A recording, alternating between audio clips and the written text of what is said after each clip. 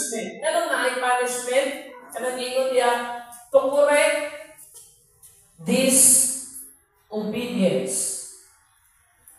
Anong pagdisiplinahon or anong pagdisiplina na ay punishment para i-correct ang pag-disobey. Ang pagsupak, o sa isupak, ang rules. Kanang ingon na sa ikubaw, ang pag-obey sa rules.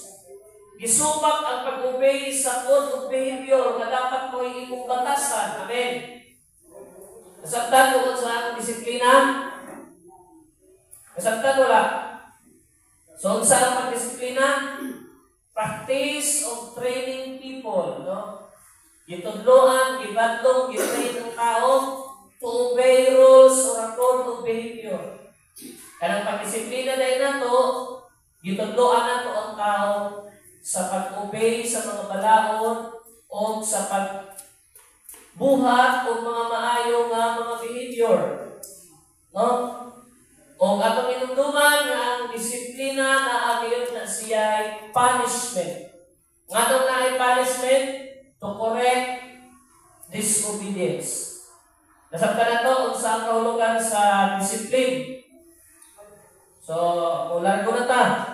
Pinakaunang atong iskutan na disiplina is kanang gitawag o self-discipline. Ang tanan pa rin na ay self-discipline. Ha? Dili pa na.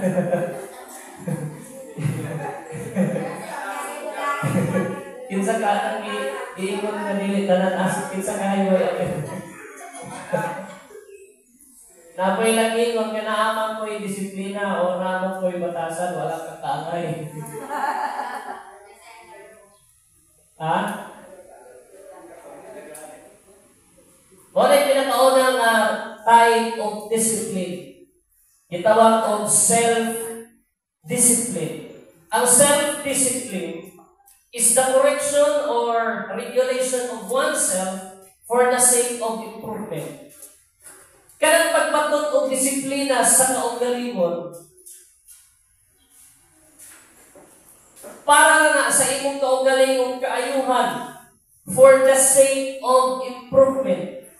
Anong nagbatot ka og self-discipline sa imong kaugalingon? It is for your own improvement. Amen? Nasabtan nato ang